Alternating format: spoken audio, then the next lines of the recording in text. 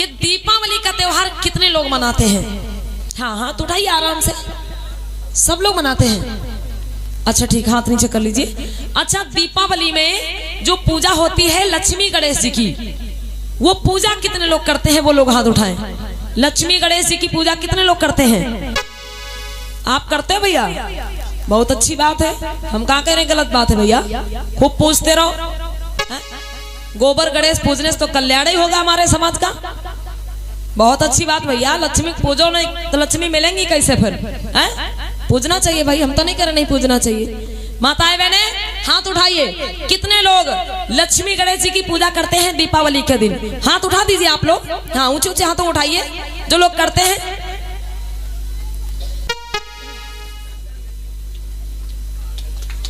बहुत बहुत धन्यवाद मम्मी जी को, एक बार जोरदार तालियां मम्मी जी के लिए भी बजा दीजिए। देखिए माताएं बहने,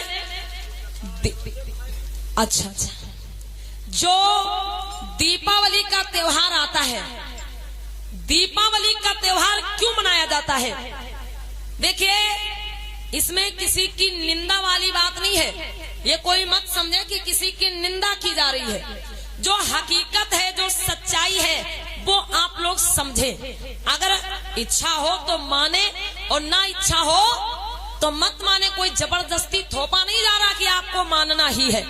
अगर आपको सही लगे तो माने और सही ना लगे तो कोई बात नहीं, यहीं पे भुला दीजिए, यहीं पे छोड़ के चले जाइए, कोई दिक्कत नहीं है। दीपावली का जो त्योहार है, लोग कहते हैं कि दीपावली का त्योहार क्यों मनाया जाता है? इसलिए क्योंकि इस दिन भगवान राम 14 वर्ष का वनवास पूरा करके पहली बार अयोध्या आए थे। मतलब भगवान राम 14 वर्ष का वनवास पूरा करके अयोध्या आए थे और उस दिन अयोध्या वासियों ने खुशी में घी के दिए जलाए थे और तभी से दीपावली की शुरुआत हो गई। चलिए ठीक है, इस बात को मान लेते हैं कि दीपावली की शुरुआत यहीं से हुई। अगर निबंध लिखने को आता है तो यही लिखा जाता है। बहुत बहुत धन्यवाद मम्मी जी को, ध्यान दीजिएगा।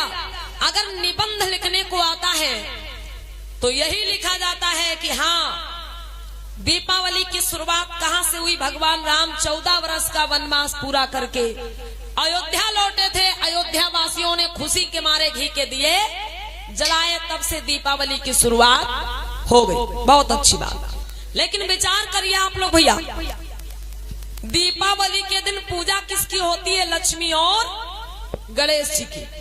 और दीपावली आने की खुशी में किसके आने की खुशी मनाई जाती है? राम और सीता और लक्ष्मण जी के।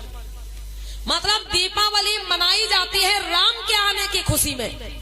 और इस दिन पूजा किसकी होती है? लक्ष्मी और गणेश जी की।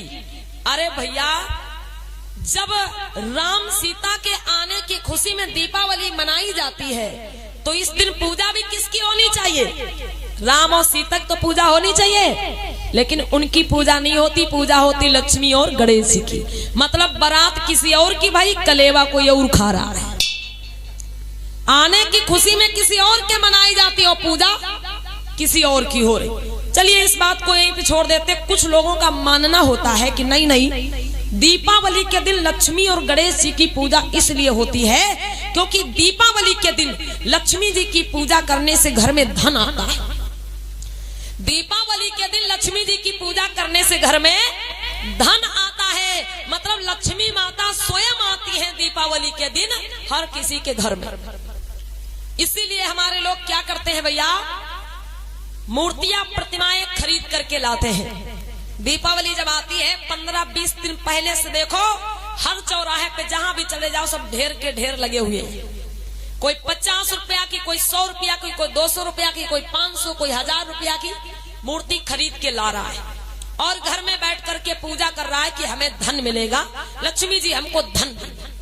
अब विचार करिए अम्मा बहनों, अगर जो आप 100 रुपया की, 50 रुपया की मूर्ति खरीद करके लाते हैं और घर में बैठ करके पूजा करते हैं और कहते हैं हमको धन मिल जाएगा, अगर उस मूर्ति की पूजा करने से धन मिलता होता भैया तो दुकानदार वो 100 रुपया की 50 रुपया की मूर्ति आपको नहीं बेचता। समझ रहे इस बात को? अगर लक्ष्मी गणेश जी की मूर्ति जो लोग खरीद के लाते हैं और कहते हैं पूजा करने से हमको धन मिल जाएगा, अगर उस मूर्ति की पूजा करने से धन मिलता होता तो दुकानदार वो 100 रुपया 50 रुपया की मूर्ति आपको नहीं बेचता, वो खुद ही पूजा करके धन मांग लेता। अब विचार करो भैया, किसी को पता चल जाए कि हाँ इधर खेत में सोने का घड़ा गड़ा हुआ है, भाई किसी व्यक्ति को पता चल जाए कि इधर खेत में सोने का भरा घड़ा गड़ा हुआ है, तो वो व्यक्ति क्या करेगा? पूरे गांव में हल्ला मचाएगा, भैया तुम चलो खोद लाओ, भैया तुम चलो ले आओ, हल्ला मचाएगा। वो तो अकेले ही जाके ले आएगा पूरा। तो अगर लक्ष्मी गणेश जी की पूजा करने से, अगर उस मूर्ति को घर में लाने से उससे धन बरसता होता तो दुकानदार वो 100 रुपया 50 रुपया की मूर्ति आपको नहीं बेचता, वो खुद ही पूजा करके धन मांग लेता। मतलब असली लक्ष्मी तो आप वहां दे आते हो, असली लक्ष्मी जो आपके पास है उसको आप दे आते हो, और मिट्टी पत्थर ले आते हो घर में और कहते हो इनकी पूजा करने से धन बरसेगा। कितना बड़ा अंधविश्वास है। आगे विचार करिएगा, हमारे लोग घर में बैठे हुए हैं, पूजा कर रहे हैं, हाँ लक्ष्मी जी हमारे घर आएंगी, लक्ष्मी जी हमारे घर आएंगी, लक्ष्मी जी हमारे घर आएंगी। लेकिन एक बात पे अम्मा बहनों विचार कर लीजिएगा, लक्ष्मी जी की सवारी क्या है? लक्ष्मी जी की सवारी है उल्लू। लक्ष्मी जी की सवारी क्या है? उल्लू। अब आप लोग बताइए, दीपावली के दिन कितना भी कोई गरीब आदमी हो भैया, कितना भी कोई गरीब आदमी हो, हर किसी के घर में ज्यादा से ज्यादा लाइट होती। आजकल दीपक और मोमबत्ती का काम ही खत्म, सब इलेक्ट्रॉनिक सुविधा है, बढ़िया चमकदार बल्ब जल रहे हैं, छत से लेकर के नीचे से लेकर के हर जगह। मतलब कितना भी गरीब आदमी हो उसके घर में खूब उजाला ही उजाला होता है। आप लक्ष्मी जी की पूजा कर रहे हो घर में बैठ के, लक्ष्मी जी को बुला रहे हो और एक तरफ आप घर के चारों तरफ लाइट ही लाइट जला के बैठे हो, और भैया लक्ष्मी जी जो है ना उनकी सवारी जो है उल्लू, वो उजाले से मजबूर है। उल्लू को उजाले में दिखाई देता है? बताइए आप लोग, उल्लू को उजाले में दिखाई देता अम्मा बहनों? नहीं दिखता है। तो फिर तुम कैसे कह सकते हो लक्ष्मी जी हमारे घर आएंगी? अरे घर में बैठे पूजा कर रहे हो और घर के चारों तरफ आपके उजाला जल रहा है, अगर लक्ष्मी जी आएंगी भी ना, उनकी सवारी को दिखाई नहीं देगा उजाले में, तो वो आएंगी कैसे?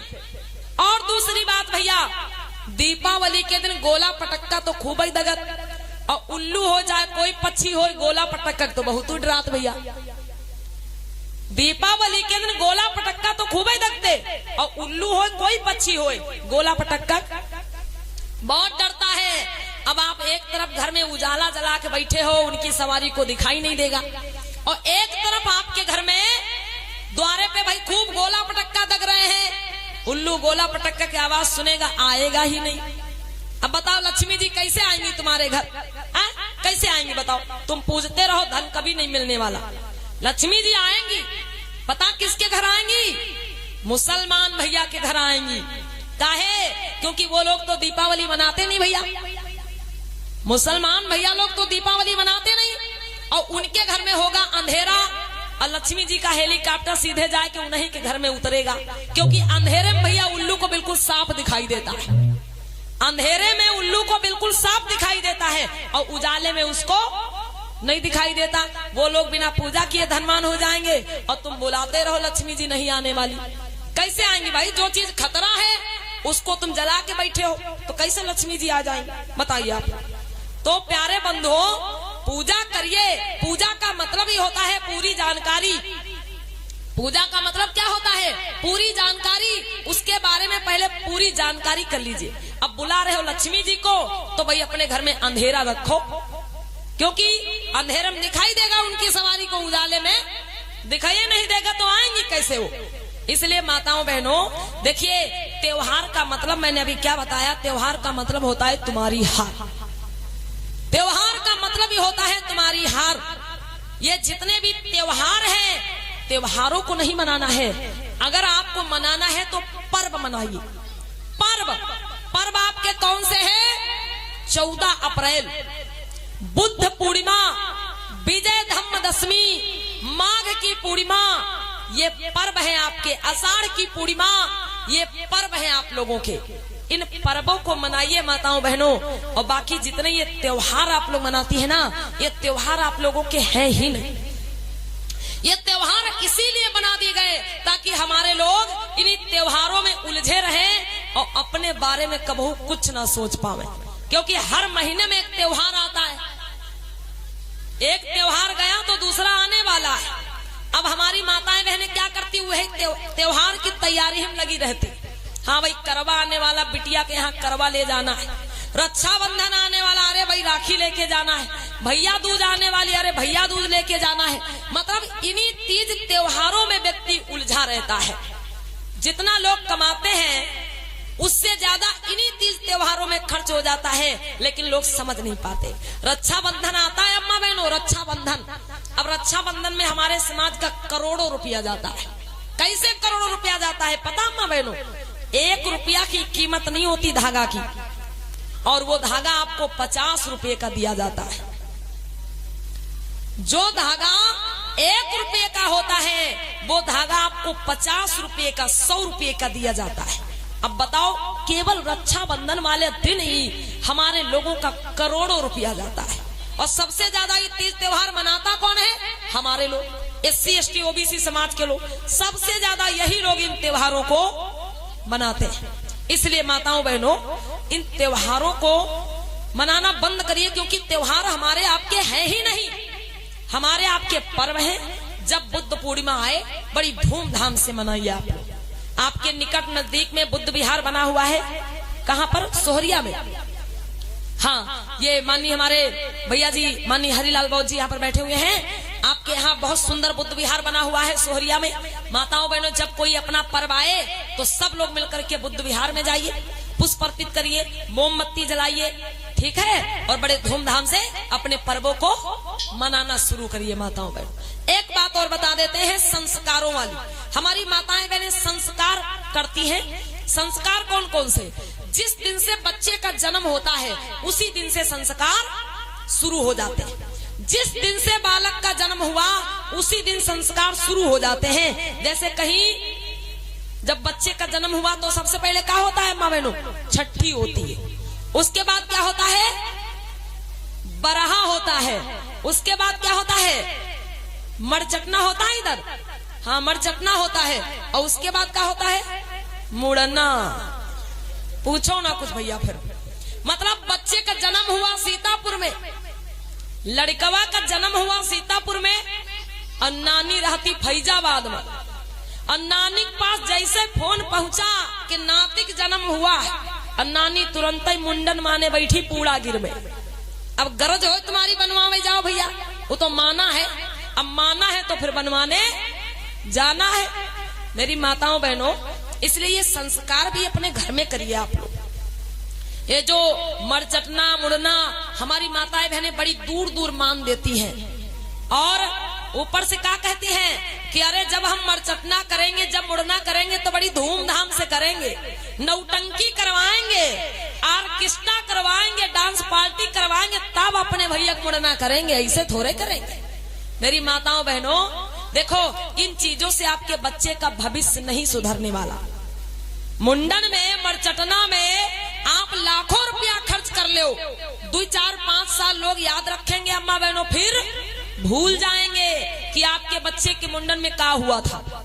लेकिन अगर अम्मा बहनों वही पैसा बचा के अपने बच्चे को पढ़ा लिखा दिए हो ना, तो वो जीवन भर उसके काम आएगा।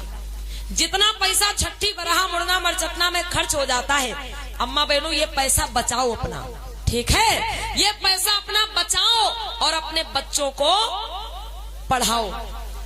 ध्यान दें माताएं बहनें हमारी। और एक चीज माताओं बहनों, ये जो संस्कारों की बात चल रही है, मुड़ना मरचटना की बात चल रही है, माताएं बहनें हमारी ध्यान दें इधर। अब की बार नवरात्रि में, अब की बार नवरात्रि में कितनी ट्रालियां पलटी हैं भैया लोग हमारे इधर। आप लोगों ने तो यूट्यूब पर फेसबुक पर देखा होगा, अब की नवरात्रि में कितनी ट्रालियां पलटी हैं। और वो ट्रालियां कहाँ जा रही थी? हाँ जी अंकल। अच्छा, क्या नाम भैया आपका? राजकुमार। भाई एक बार जोरदार ताली बजाइए हमारे राजकुमार भैया जी के लिए। बहुत बहुत धन्यवाद है।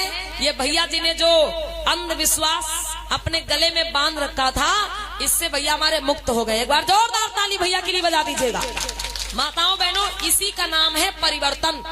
जब इन चीजों से आप मुक्त होंगे तभी आप बाबा साहब भगवान बुद्ध के अनुयायी कहलाएंगे। और अगर इन अंधविश्वासों में पड़े रहेंगे तो फिर आप भगवान बुद्ध बाबा साहब के अनुयायी नहीं हो सकते, ये समझना। तो अम्मा बहनों, जो संस्कारों की बात चल रही है अभी तक, सुन ले आप लोग 2-4 मिनट और। जो संस्कारों की बात चल रही है अभी तक, तो ये संस्कार अम्मा बहनों अपने घर में करिए आप लोग। जो भी मुड़ना मरचपना जो भी होता है ना, ये घर में करिए।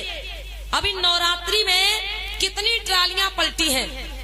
एक ट्राली इधर लखनऊ के पास इटौंजा महोना के पास पलटी, उसमें कई लोग मर गए। एक 46 लोग मर गए, बताओ। एक ट्राली इधर कानपुर में घाटमपुर में पलटी, कानपुर में घाटमपुर में, उसमें भी 25-26 लोग मर गए। अब ध्यान देना अम्मा बहन, वो लोग कहाँ गए थे पता है? वो लोग मुंडन करवाने गए थे। अब मुंडन करवा के लौट रहे थे और रास्ते में ट्राली जाके तालाब में पलट गई। कुछ तो ट्राली के नीचे दब के मर गए, कुछ तालाब में डूब के मर गए। अब बताओ माताओं बहनों, अगर जरा भी शक्ति होती तो इतने लोग क्यों मरते? विचार करिए आप लोग, खुद विचार करिएगा। अरे भाई, वो लोग तो देवी मैया के दरबार में गए थे और जब वापस आ रहे थे तो उनको सुरक्षित भाई उनके घर पहुंचाना चाहिए था, लेकिन बेचारे रास्ते में सब मर गए। तो ये चीज समझना है अम्मा बहनों, जब ये संस्कार आप लोग अपने घर में करेंगे तो कम से कम जान तो बची रहेगी। अगर ये संस्कार आप अपने घर में करेंगे तो कम से कम आपकी जान तो सुरक्षित रहेगी। ये चीजें माताओं बहनों आप लोगों को समझना है। तो ये जो भी आप संस्कार करती हैं अपने घर में करें मेरी माताएं बहनें, इधर उधर दूर दूर कराने के लिए ना जाएं, क्योंकि ये जो सर के बाल होते हैं ना, ये कोई प्रसाद में मानने वाली चीज नहीं होती बहनों। अगर कोई अपने बच्चे के बाल मुंडवा के और आपकी देहरी पर रख जाए, दरवाजे पर रख जाए, आपको अच्छा लगेगा? अच्छा लगेगा? बताओ, बिल्कुल भी अच्छा नहीं लगेगा।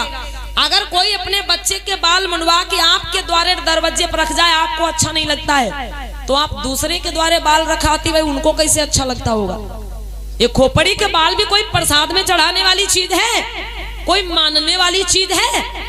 इन अंधविश्वासों से बाहर निकले मेरी माताएं बहनें, और जितना पैसा इन चीजों में खर्च करती ना, वो पैसा बचा के अपने बच्चों को पढ़ाइए।